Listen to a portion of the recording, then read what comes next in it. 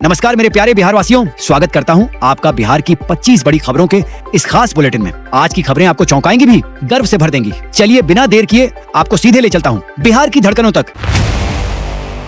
Bihar tourism का चेहरा अब बिल्कुल नया हो गया है। जी हां, सरकार ने एक नई वेबसाइट www.tourism.bihar.gov.in लॉन्च कर दी है। अब बुद्ध सर्किट हो या रामायण, सूफी हो या गांधी सर्किट, हर जानकारी बस एक क्लिक दूर है। होटल, गाइड, टूर ऑपरेटर, सबकी ऑथेंटिक लिस्ट यहाँ मिल जाएगी।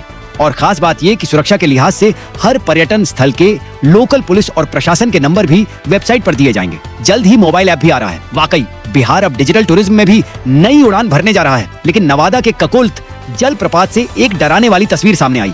झारखंड की भारी बारिश ने वहां बाढ़ जैसे हालात बना दिए हैं। झरने का पानी इतना उफान पर है कि लोहे की रेलिंग तक टूट गई। गड़गड़ाहट ऐसी कि लोग सहम उठे। गनीमत ये रही कि पर्यटकों की एंट्री पहले से ही बंद थी, वरना हालात और गंभीर हो सकते थे।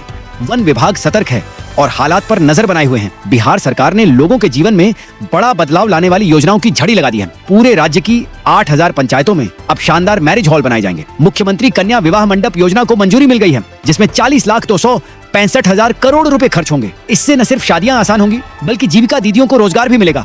और सुनिए, दीदी की रसोई में अब थाली सिर्फ 20 रुपए की हो गई है, वही थाली जो पहले 40 की थी। इतना ही नहीं, सामाजिक सुरक्षा पेंशन अब सीधे 400 से बढ़ाकर 1100 रुपए कर दी गई है। क्या बात है बिहार सरकार, वाकई गरीबों के चेहरे पर मुस्कान लाने वाला फैसला। और राजनीति की दुनिया से बड़ी खबर, लालू यादव ने 13वीं बार राष्ट्रीय जनता दल के राष्ट्रीय अध्यक्ष के रूप में ताज पहन लिया है। अब 5 जुलाई को इस पद पर औपचारिक रूप से उनकी ताजपोशी होगी। लालू का ये जादू वाकई बिहार की राजनीति में आज भी कायम है। आरा से एक हैरान करने वाली खबर आई। भोजपुरी सुपरस्टार पवन सिंह के घर देर रात अज्ञात लोग चोरी करके फरार हो गए। 15 लाख के जेवर, 15,000 कैश और राइफल की गोलियां भी उठा ले गए। शुक्र है कि राइफल छोड़ गए। घर में उस वक्त पवन सिंह के सास ससुर सो रहे थे। पुलिस और एफएसएल की टीम जांच में जुटी है। पवन सिंह ने एसपी से जल्द कार्रवाई की मांग की है। मुख्यमंत्री नीतीश कुमार आज जमुई पहुंचे। उन्होंने पूर्व केंद्रीय मंत्री दिग्विजय सिंह की पुण्यतिथि पर श्रद्धांजलि अर्पित की। दिग्विजय सिंह, जिन्हें बिहार की राजनीति में दादा कहा जाता था, अपने सिद्धांतों और स्वाभिमान के लिए हमेशा याद किए जाएंगे। उनकी बेटी श्रेयसी सिंह अब उनके सपनों को आगे बढ़ा रही हैं।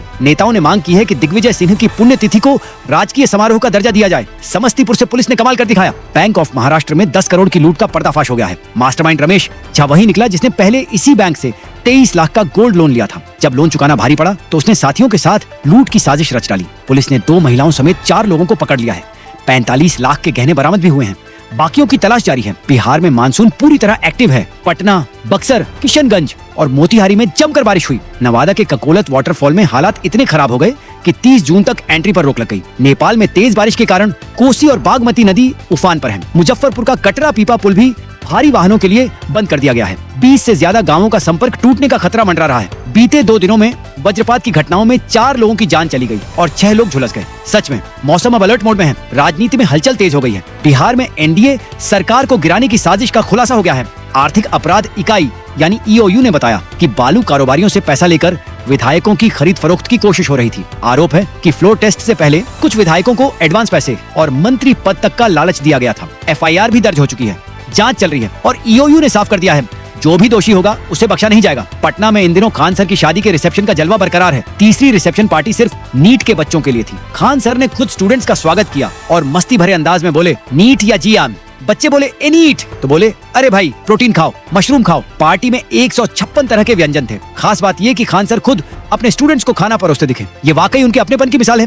बेगूसराय से एक दर्दनाक हादसा सामने आया। स्वरूप दास नाम के व्यक्ति जो अपनी पत्नी का इलाज कराने पटना जा रहे थे, पानी लेने के लिए ट्रेन से उतरे, लेकिन ट्रेन चल पड़ी। वापस चढ़ते वक्त फिसल कर गिर पड़े। घायल स्वरूप दास को अस्पताल ले जाया गया, लेकिन अफसोस उन्हें बचाया नहीं जा सका। जमुई में जीतन राम मांझी ने साफ कर दिया, हमारी पार्टी किसी जाति की नहीं, गरीबों की है। उन्होंने वादा किया कि अगर उनकी सरकार आती है तो पेंशन सीधे 2100 रुपए होगी और हर गरीब को आवास मिलेगा। पटना में केंद्रीय मंत्री मनोहर लाल खट्टर ने इंदिरा गांधी पर तीखा हमला बोलते हुए कहा, आपातकाल लोकतंत्र पर सबसे बड़ा हमला था। इंदिरा गांधी ने लोकतंत्र को कुचला। संगोष्ठी में उन्होंने साफ कहा कि लोकतंत्र जनता का, जनता के लिए और जनता के द्वारा होता है। आपातकाल उसके बिल्कुल खिलाफ था। बोध गया से सुकून देने वाली खबर आई। एफआरआई देहरादून की वैज्ञानिक टीम ने पवित्र बोधि वृक्ष की जांच की। खुशखबरी ये है कि बोधि वृक्ष पूरी तरह स्वस्थ है। बस कुछ शाखाओं पर छोटे छोटे कीटाणु दिखे।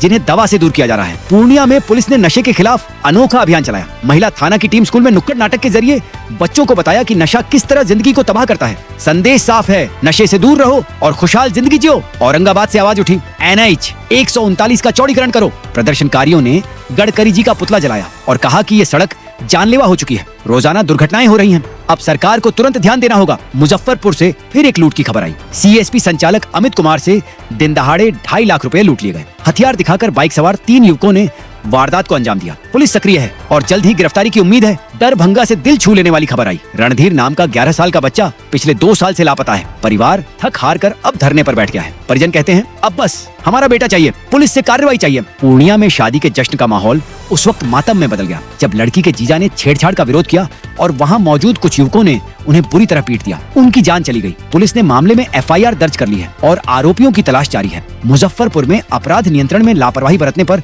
कथैया थानाध्यक्ष आदित्य कुमार को निलंबित कर दिया गया है। थाना क्षेत्र में लगातार बढ़ रही वारदातों के बावजूद कार्रवाई नहीं होने से ये बड़ा कदम उठाया गया। अब सुनिए बिजली से जुड़ी बड़ी खबर। केंद्रीय ऊर्जा मंत्री मनोहर लाल खट्टर ने पटना में ऐलान किया, बिहार में न्यूक्लियर पावर प्लांट लगेगा। इससे राज्य को 500 मेगावाट अतिरिक्त बिजली मिलेगी। यानी बिजली संकट अब बीते दिनों की बात होने वाली है। समस्तीपुर से एक और दुखद खबर।